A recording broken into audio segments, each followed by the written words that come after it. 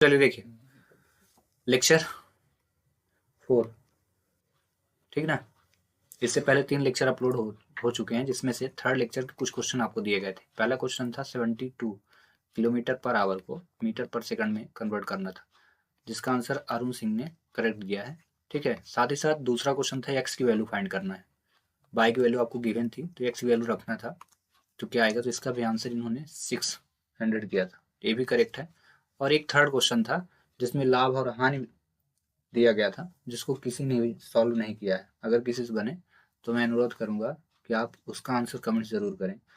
एक चीज उसमें हिंट के तौर पे आप ध्यान रखें, जैसे 10 जो पेन थी वो 20 पेनों के विक्रय मूल्य के बराबर थी, तो इसमें ये याद रखना है कि जब भी आप इनको घटाएं तो बड़ी संख्या पहले ही आएगी और छोटी संख्या बाद में आएगी। इस चीज को नोट करके करें, तभी सही होगा, है ना। और क्रय मूल्य विक्रय मूल्य को आप नोट करके रखें, अगर हानि होगी तो क्रय मूल्य छोटा वो बड़ा रहेगा, और अगर लाभ होगा तो विक्रय मूल्य फिर क्या हो जाएगा, बड़ा। ठीक है, तो आज हम क्वेश्चन नंबर 11 से शुरू करते हैं। इनका मान ज्ञात करना है, तो स्क्वायर करना है, तो 1 का स्क्वायर 1 ही होता है, और यहाँ पे भी 1 है तो इसका भी स्क्वायर 1 ही होगा।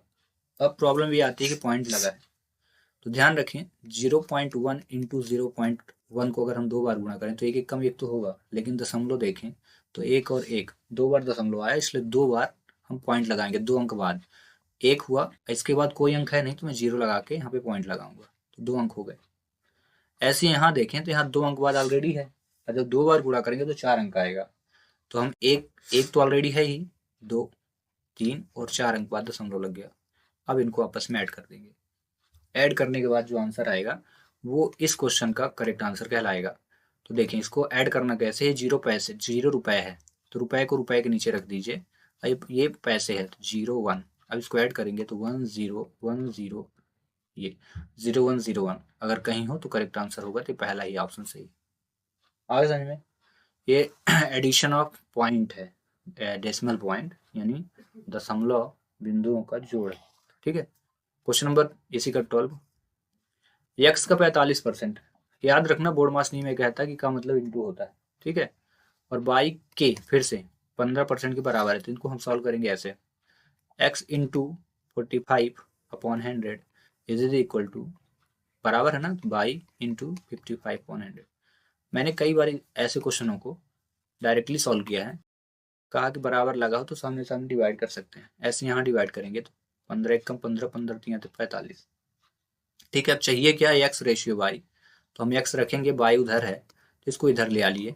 ठीक है, इज इक्वल 1 है, रहने दीजिए, और 3 इधर चला गया ऐसे। ठीक है, तो जो एक्स रेशियो का मतलब होता है अनुपात, यानी डिवाइड जो है अनुपात में बदलेंगे, तो एक्स अनुपात बाई इज इक्वल क्या हो जाएगा, 1:3। इसका करेक्ट आंसर होगा बी।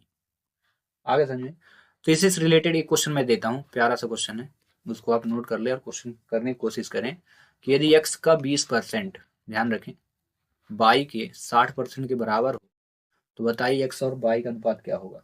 एक क्वेश्चन आपके लिए है, साथ ही साथ एक क्वेश्चन मैं यहाँ पे दे रहा हूँ, इससे रिलेटेड क्वेश्चन है कि यदि 0.2 का स्क्वायर, ठीक है, माइनस 0.1 का स्क्वायर हो तो बताइए इसका मान क्या होगा। 2 क्वेश्चन मैंने दिए, अगर आप समझ गए होंगे तो क्वेश्चन को करेंगे। ध्यान ये रखना कि साइन इसमें प्लस था, मैंने इस बार माइनस लिया है, ठीक है, थोड़ा ध्यान से करें। क्वेश्चन नंबर 13, यदि 72 जिल्द 720 पुस्तकों की जिल्द बंदी 22 दिनों में करते हैं, ठीक है, तो यहाँ हो गया कोई पर्सन है जिसको मैन बोलेंगे, और इनका वर्क है यानी काम किए हैं, और ये डेज दिया है। ठीक है, तो जब ऐसी कंडीशन होती है टाइम एंड वर्क से क्वेश्चन आए तो इसके लिए एक फार्मूला बनता है, क्योंकि यहाँ पे भी दिया है और इसके बाद देखें तो ये डी दिया है, तो एक डी यहाँ, तो इसको हम D1 मान के चलें तो क्या हो जाएगा, D2 पुस्तकें बनाए हैं, और ये हो जाएगा क्या, W2। तो जब W2 हुआ, जिल्द बंदी करने के लिए कितने जिल्द साजों यानी M2 का मान निकालना है हमें, तो हम इसको मान के चलते हैं। फार्मूला देखिए बनाएंगे, M1 into D1 upon W1 is equal M2 into D2 upon W, ये हमारा फार्मूला रहेगा। देन अगले स्टेप में आपको बस इनको वैल्यूओं को पुट करना है, तो 72 गुणे देखिएगा, डी दिया है D1 यानी 22, 22 अपॉन 720 इज इक्वल, M2 का मान दिया नहीं है और 12 दिन ही है 660, तो ये हो जाएगा 12 गुणे D2 अपॉन 660। आगे समझ में, देन इनको डिवाइड करना है, तो वही प्रोसीजर मैं अप्लाई करता हूँ, ठीक ना। अगर कटे कोई तो काटे, अदरवाइज इनको छोड़ भी सकते हैं आप। तो ये 66 है, कट जाएगा तो 6 दूनी 12, 11 आ गया, ठीक है ना। इसके बाद ये कटेगा नहीं। अब हम D2 का मान निकालेंगे, तो D2 का मान निकालने के लिए अब ऐसे करें, D2 इज इक्वल लिखें, और जो ऊपर संख्या वो देखिएगा, जो नीचे ऊपर जाएगी, यानी 72 इंटू 22 इंटू 11 ऊपर चली गई, और ये जो संख्या नीचे आ जाएगी, यानी 72 इंटू 72, हाँ 72 इंटू क्या हो जाएगा 2, ये कट गया, ठीक है। 2 से ये कट गया, तो 11 से 11 का गुणा 1 to 1 आएगा, तो करेक्ट आंसर ये हो जाएगा आपका। आगे समझे। तो इसी प्रकार एक क्वेश्चन मैं दे देता हूँ कि 4 जो जल्दसाज हैं वो 20 पुस्तकें जो हैं 10 दिन में बनाते हैं, ठीक है। तो 10 दिनों में 10 दिन बनाते हैं, तो यहाँ 10 की जगह मैंने लिख दिया 20 दिनों में, 20 है, हाँ 20 दिनों में 40 पुस्तकें कितने पर्सन है बनाएंगे, या जल्द सात जो, ठीक है। क्वेश्चन नंबर 14, एक वस्तु का अंकित मूल्य उसके क्रय मूल्य से 60% अधिक है। इससे रिलेटेड क्वेश्चन इसके पहले लेक्चर में भी हो चुका है, सेम क्वेश्चन यहाँ पे आया है। तो मैं मान के चलता हूँ कि जो कॉस्ट प्राइस है वो 100x है, और ये जो MRP है, अंकित मूल्य बोल दिया ना, तो MRP है मार्केट प्राइस, जो आप कभी कोई चीजें खरीदते हैं तो पहले से लिखा रहता है कितने रुपए के, तो उससे कम मिलता है आपको। तो ये 60% अधिक है, तो 160x हो गया। आगे चलते हैं, यदि वस्तु 20% की छूट यानी डिस्काउंट परसेंट मिला है, तो कल का लेक्चर अगर आप प्यार से इस मोहब्बत लब से देखे होंगे तो आपको पता चल जाएगा हमें क्या करना है। MRP और डिस्काउंट दिया तो हमारा पहला टारगेट है सेलिंग प्राइस निकालना, और इसका फार्मूला होता है MRP यानी 160x into MRP into discount percent 100 minus, यानी 100 में 20% घटाना है तो 80 हो गया, अपॉन में 100 लाएंगे और 0 से 0 काट डालेंगे। अब 8 का गुना, तो 16 कितना हो गया, ठीक है। 8 संग 48, 8 एक कम 12, 128 और x लिखे रहिएगा। तो ये हमारा सेलिंग प्राइस आया। अब देखिए, अगर हम इनके कॉस्ट प्राइस सेलिंग प्राइस पे फोकस करें, तो वस्तु को 100 रुपए में खरीदा था और 128 रुपए में बेचा, तो आप देख के बता सकते हैं लाभ हुआ कि हानि, तो प्रॉफिट हो गया हमें, ठीक ना। तो ये बोला है तो लाभ प्रतिशत ज्ञात करें, ठीक ना। तो अब आगे जो है मैं ये चाहूंगा कि आप इसको सॉल्व करके कमेंट्स करें, ठीक है ना। अगर आपने पिछला लेक्चर देखा है और उसका जो पहला ही क्वेश्चन था सेम टू सेम था, आगे समझ में, तो आपको खुद ही बताना कि इसका करेक्ट आंसर क्या होगा, ठीक है ना। क्योंकि अब देखिए, आपको कॉस्ट प्राइस मिल गया और सेलिंग प्राइस मिल गया, लाभ मिल गया ना, तो लाभ आप निकाल लोगे, और लाभ परसेंट निकालना है, तो लाभ परसेंट का मैं फार्मूला यहाँ लिखे देता हूँ, profit percentage is equal to profit, जितना इसमें लाभ आपको आया होगा उसमें 100 का इंटू करके आपको कॉस्ट प्राइस रखना है, क्रय मूल्य, ये, और करेक्ट आंसर तक आप पहुंच जाएंगे बहुत जल्दी से, ठीक है। तो चलिए, मैं आशा करता हूँ कि आप इसका आंसर जल्दी से जल्दी कमेंट्स करेंगे। क्वेश्चन नंबर 15, किसी संख्या के 20% का किसी संख्या के, तो मैं मान के चलता हूँ कि वो संख्या जो है x है, का मतलब गुणा x के 20%, तो 20% का मतलब होता है 100, आगे समझे, का 20% का फिर से इंटू 25% यानी 25/100, अब बराबर कितना है, 250 के बराबर है, ये लीजिए। आप प्यार से इनको रख दिए। देन इसके बाद ये परसेंटेज से क्वेश्चन आया, अच्छा क्वेश्चन है। इसके बाद इनको डिवाइड करना है, तो 25 से कम 25, 25 चौको 100, 4 से इसको 20 काटे तो 5 आ गया, 5 से इसको काटे तो 20 आ गया, 20 पंच 100 होता है, ठीक है। अब अगला जो स्टेप है, मैं कई बार कह चुका हूँ कि जो नीचे वाली वैल्यू वो डायरेक्ट ऊपर जाएगी, इसका हम डायरेक्ट इंटू करेंगे, तो 20 गुणे ये 20 गुणे 250 जब आप करेंगे तो सिंपल से 0 दो ठो ले लो पहले, ठीक है। और 25 के गुणा 2 में, तो 25 दूनी 50, इसका करेक्ट आंसर, ठीक ना।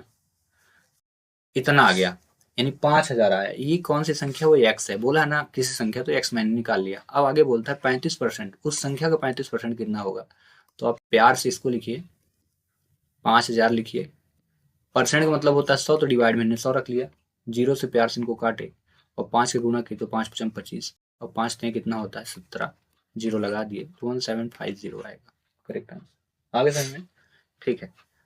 देन क्वेश्चन नंबर 16, 9080% की वार्षिक दर से चक्रवृद्धि ब्याज पर उधार दिए जाते हैं, तो 12 महीने का चक्रवृद्धि ब्याज आपको ज्ञात करना है, ठीक है।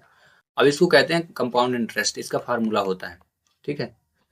तो कंपाउंड इंटरेस्ट इज इक्वल होता है a माइनस पी, लेकिन a निकालने का भी फार्मूला होता है p bracket 1 plus R upon 100 की पावर n। ठीक है, इससे भी एक थोड़ा कहा जाए कि शॉर्टकट मेथड है, बट मैं इसे लॉन्ग कट में कन्वर्ट करके थोड़ा समझाऊंगा जिससे जल्दी समझ में आ जाए थोड़ा। ठीक है, यहाँ पे 12 महीने, एक चीज इसमें बेसिक है, अर्धवार्षिक दिया है। अर्धवार्षिक जब भी कभी होता है तो ध्यान रखना, अर्धवार्षिक जब रहेगा यानी आधा समय का निकालना है तो याद रखना जो टाइम होगा, ठीक है, टाइम में 2 का गुणा करना है, जितना भी आपको समय दिया होगा उसमें गुणा करेंगे, और जो आर होगा यानी दर जो होगा उसको हम आधा कर देंगे। जितना भी आर आपको दिया होगा उसको आधा करेंगे, कब की कंडीशन में, हाफ ईयरली होने पे। ठीक है, तो यहाँ पे अगर हम देखें 80% वार्षिक दर है तो इसका जो आर होगा वो कितना हो जाएगा, 40%। आगे समझ में, अकॉर्डिंग टू रूल हम चलेंगे। वहीं 12 महीने बराबर होता है 1 वर्ष, होता है। मैंने क्या कहा है, टाइमिंग जो होगा 2 गुना हो जाएगा, 2 का गुना करेंगे, जैसे इसमें 2 का भाग, तुम्हारा जो टाइम होगा वो 2 वर्ष का हो जाएगा। आया समझ में? ठीक है, इतना। अब इस क्वेश्चन को हम अकॉर्डिंग टू फार्मूला पुट करेंगे, तो ये फार्मूला हमारे पास दिया हुआ है। ठीक है, तो यहीं पे हम रख के क्वेश्चन सॉल्व करते हैं। ए की वैल्यू, पी की वैल्यू यानी मूलधन 90,000, 90,000 नहीं सॉरी 9,000 है, तो आप यहाँ पे रखिए 9,000, ब्रैकेट रखेंगे 1 प्लस आर की वैल्यू हुई 40 अब बटे 100। पावर अगर एन की बात करें तो एन हमारा टाइम है जो 2 वर्ष हो गया है। ठीक है, अब यहाँ प्यार से इसको डिवाइड करिए अगर कटे तो, अदरवाइज छोड़ भी दे सकते हैं, 2 से कट गया 5 आ गया, 9,000 आपको ऐसे प्यार से रखे रहना है। ब्रैकेट 1 प्लस 2/5 ब्रैकेट 2, इसको इसमें गुणा करेंगे। ठीक है ना, भिन्न का जोड़ है, मैं यहाँ 1 मान के सॉल्व कर रहा हूँ, तो 5 1 कम 5 2 7 हो जाएगा। आप ऐसे प्यार से इसको रखे रहिए। ये हो गया 7/5, अब पावर कितनी है, 2 है, तो हम इसको 2 बार लिख रहे हैं। आगे समझ में, इसको डिवाइड करते हैं तो 5 से काट दिए इसको, 5 1 कम 5 4 बचा, 40 हुआ, तो 5 8 40 और 2 0, फिर से इसको काटिए, फिर 1800 काटना है। ठीक ना, 5 से काटिए तो 5 नहीं 15, 3 बचा तो 5 छक्का 30, और इंटू ये 7 7 49 होगा, तो इसका आपको आपस में इंटू करना है। ठीक है ना, यानी 360 गुणे 49 कीजिए और जितनी वैल्यू आई वो मुझे बताइए। ठीक ना, ये आप जल्दी से कैलकुलेट करके रख लें, क्योंकि मैं डायरेक्टली यहाँ पे हम मान रखने वाला हूँ, तो 17640 आएगा इनका आपस में प्रोडक्ट इंटू। लेकिन ध्यान रखें मैंने अभी जो निकाला वो क्या है, ए है, और सीआई निकालना है, कंपाउंड इंटरेस्ट बोला, चक्रवृद्धि ब्याज। तो फार्मूले पे अगर हम फोकस करें, आप भी अगर देखें प्यार से, तो बोल क्या रहा है, अगर ए आ जाए तो उसको काहे में घटा देना है, मूलधन में, तो आपको क्या निकलेगा, सीआई। तो ये हमारा ए की वैल्यू आई है, मूलधन हमारे पास 9,000 था, तो इसको आप प्यार से घटा दीजिए। ठीक है ना, तो आपका आंसर आ जाएगा 8,640 रुपए। ठीक है ना, तो इसका करेक्ट आंसर ए होगा। ठीक है, इस प्रकार ये भी क्वेश्चन हुआ कंप्लीट। तो इस प्रकार क्वेश्चनों को थोड़ा बेसिक वगैरह आपको पढ़ना पड़ेगा, टाइप 2 में भी या टाइप 3 से आया तो क्वेश्चन।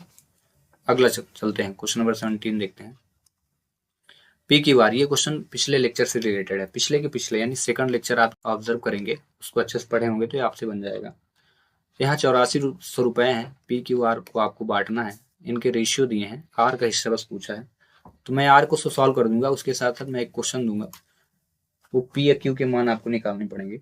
ठीक ना, तो देखिए इसको अनुपात को पहले मेरा टारगेट रहेगा, यहाँ 1 ले लेते हैं। 1 लेने के बाद जो एलसीएम आएगा, 3 1 3 का एलसीएम क्या आएगा, 3 आएगा। ठीक है, तो यहाँ मैंने रख दिया 3। अब इस 3 से 3 को डिवाइड करेंगे, ऊपर वाली वैल्यू से इंटू करेंगे, तो 3 को 3 से भाग के तो 1 आया, तो 2 1 कम 2, पहला अनुपात मिल गया। 1 से 3 का भाग करेंगे, 3 आएगा, तो 3 त्रिकाई 9 रेशियो। अगला अगर ध्यान दें तो फिर से हम 3 का 3 में ही भाग करेंगे, तो 3 से 3 कटेगा तो 1, तो 1 1 जा 1, तो ये रेशियो बना, मतलब ये पी का है, ये क्यू का है, ये आर का। ठीक है, अब जब ऐसे क्वेश्चनों को सॉल्व करें तो हमेशा याद रखें इनका अनुपात का योग निकाला जाता है। सभी को हम जोड़ेंगे तो 9 1 10 2 12, टोटल योग क्या आ गया, 12।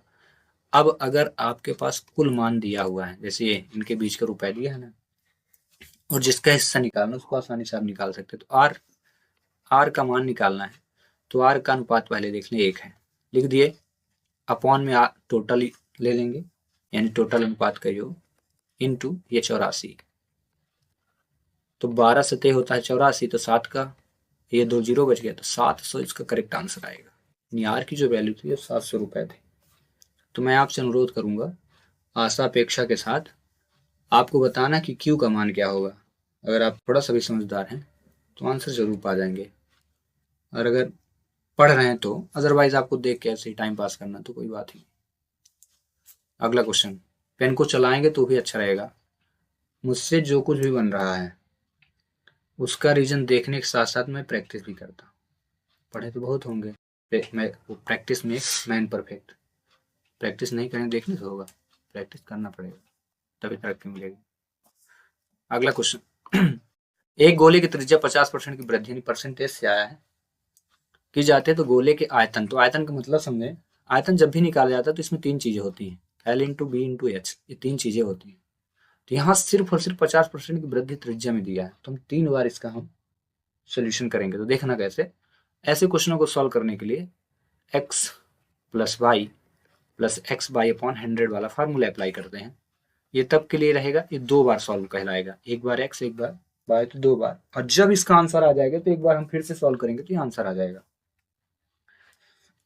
ठीक है, तो देखें हमारे पास जो 50 रहेगा वो x का मान रहेगा, और 50 ही हमारे पास क्या रहेगा, y का मान रहेगा। ठीक है, तो 2 बार हो जाएगा। इसको कहते हैं क्षेत्रफल। देखो L इंटू बी का मतलब क्या होता है, क्षेत्रफल। जब 2 बार गुणा होता है आयत का क्षेत्रफल, और तीसरी बार क्या कहलाता है, आयतन। तो हम अभी 2 बार जब सॉल्व करेंगे तो क्या कहलाएगा, क्षेत्रफल, और एक बार और सॉल्व कर देंगे जो मान आएगा तो फिर हमारा आयतन कहला जाएगा। तो चलिए करते हैं। तो ये 50 प्लस 50 प्लस 50 गुणे 50 और अपॉन 100। प्यार से इनको काटिए, 50 50 100 लिखिए, और इनको 5 5 25 हुआ तो 125 आया, क्षेत्रफल 125% आया। ठीक है, अब आगे इस बार हम जो है इसको x मान लेंगे। ठीक है, x 125 हो जाएगा, और अगर हम y की बात करें तो फिर से हमारे पास y 50% रहेगा। फिर से अप्लाई, देन इतना आने के बाद एक बार और इसको सॉल्व करेंगे तो x की वैल्यू हम मान के चलेंगे 125, और y रहेगा 50। फिर से फार्मूला अप्लाई करते हैं तो 125 यानी x plus y plus x into Y यानी 125 इंटू 50 अपॉन 100 करेंगे। ठीक है, इसको हमने ऐड कर दिया तो 175 आया, प्लस इसको 0 से 0 डिवाइड किया तो 5 दूनी 10 आया, भाग करेंगे इसमें तो 2 छक्का 12, 2 दूनी 4.5। ठीक है, ये मैंने डिवाइड कर दिया तो 62.5, इसको प्यार से ऐड करेंगे तो 5 2 7 6 7 13 और 1 1 2 237 और 0.5 हम लेके चलेंगे तो इसका करेक्ट आंसर में भी आएगा। ठीक है ना, मेथड है बार बार चेंज हो जाती है। ठीक ना, किसी भी आप मेथड से कैलकुलेट करें आंसर आ जाएगा ना। तो इससे रिलेटेड एक क्वेश्चन मैं देता हूँ कि यदि एक गोले की त्रिज्या में 10% की वृद्धि हो जाए तो उसका आयतन में क्या परिवर्तन होगा। आप इसका आंसर कमेंट्स करें, और ये क्वेश्चन को मतलब हल्के में ना ले, ऐसे क्वेश्चन में भी पेपर में आते हैं ना, बिल्कुल हल्के में ना ले, बजनी क्वेश्चन है क्योंकि 3 बार इंटू करना है। ठीक है ना, क्वेश्चन नंबर 19, दो संख्याओं का गुणनफल। बड़ा प्यारा क्वेश्चन है, अगर आप 10th पढ़े होंगे एनसीईआरटी और उसका 1.1, अगर नई किताब की बात कर रहे हैं, पुरानी की 1.2 पढ़ना पड़ेगा, वो भी क्वेश्चन नंबर 5 या 6 पढ़ना पड़ेगा। तो मैं नई किताब की अगर बात करूँ तो 1.1 में अगर जाएँ तो उसमें बड़ा प्यारा से क्वेश्चन इस प्रकार से दिए हैं आपको, दो संख्याओं का गुणनफल दिया है तो उसमें फार्मूला लगता है, मैं ये बता रहा हूँ, वो क्वेश्चन डायरेक्ट नहीं आया है। दो संख्याओं का गुणनफल 720, उनका महत्तम सवर्तक जिसको एचसीएफ बोलते हैं 4 है, तो बोला लघुत्तम ज्ञात करें। यहाँ भी वही कंडीशन है कि लघुत्तम बोला है, और वहां भी यही कंडीशन थी, वहां भी लघुत्तम बोला था। वहां दो संख्याएं दी थी ऐसे 657 और मे बी कोई और नंबर था, मुझे याद नहीं आ रहा, लेकिन एचसीएफ 9 था। ठीक है, तो इसमें देखो लघुत्तम बोला है तो याद रखना लघुत्तम को एलसीएम बोलते हैं। इसका फार्मूला होता है दो संख्याओं का गुणनफल, प्रोडक्ट ऑफ टू नंबर, दो संख्याओं का, शॉर्ट फॉर्म में लिख रहा हूँ, गुणनफल बटे एचसीएफ। किसी से रिलेटेड कभी अगर मान लो क्वेश्चन चेंज करके दिया कि एचसीएफ क्या होगा बाबू, तो बोल देना कि अरे बाबू हम भी जानते हैं, एचसीएफ को इधर ले आ लेंगे, एलसीएम इधर चला जाएगा, बाकी होएगा दो संख्याओं का गुणनफल अपॉन क्या हो जाएगा, एलसीएम, बस। तो मतलब एक ही तीर से दो दो निशान लग गए हैं। ठीक है, तो चलिए हम क्वेश्चन करते हैं। बोला एलसीएम निकालना है तो एलसीएम हम निकालेंगे, एलसीएम लिख के ऐसे, दो संख्या 720 है और अपॉन में प्यार से आपका 4 को भाग करना है। ठीक ना, ठीक ना, 18 चौक 72 होता है तो 18 लिख के 0 लगा देना, तो इसका करेक्ट आंसर 180 आ जाएगा। समझ गए, तो चलिए आपसे बन ही जाएगा। तो दो संख्याओं का गुणनफल जो है 120 है। ठीक ना, उसमें से जो इनका महत्तम समवर्तक है वो है 6, तो आपको बताना है कि एलसीएम क्या होगा। ये आपके लिए क्वेश्चन है, प्यारा सा क्वेश्चन, ठीक है ना, लल्लू टाइप का। अब हम आते हैं लास्ट क्वेश्चन पे इसके। आज के जो लेक्चर वो समाप्त होने वाला है, लेक्चर 4। 4 रीजनिंग के लेक्चर हो गए हैं, 4 मैथ के लेक्चर हो गए हैं। इनको बार बार रिपीट करके आप लोग देख डालें, याद कर डालें, प्रैक्टिस कर डालें। अदरवाइज एक बार देख लें तो क्वेश्चन को सॉल्व कर डालें, आपको बेनिफिट हो जाएगा। चलिए, स्वप्निल 16 दिनों में एक सोफा बना सकता है, रेवती के साथ मिलकर कार्य करते हैं तो वो कार्य इतने में हो जाता है। मतलब दोनों का जो कार्य है 128/17 दिन में करते हैं दोनों लोग मिलकर, और स्वप्निल अकेले जो करता है वो 16 दिन में करता है। तो अगर हम स्वप्निल के एक दिन का काम देखें तो 1/16 होगा, टोटल 16 है, एक दिन में 1/16 दिन काम करेगा। ऐसे ही यदि रेवती अकेले कार्य करती है तो मान लेते हैं कि रेवती का जो काम है वो एक्स है, ठीक ना। ये एक्स दिन पूरा कर दिया, एक दिन का काम क्या हो जाएगा, 1/x हो जाएगा। और दोनों जब मिल के काम करते हैं तो क्या 128 होते हैं अपॉन 17। आगे समझना।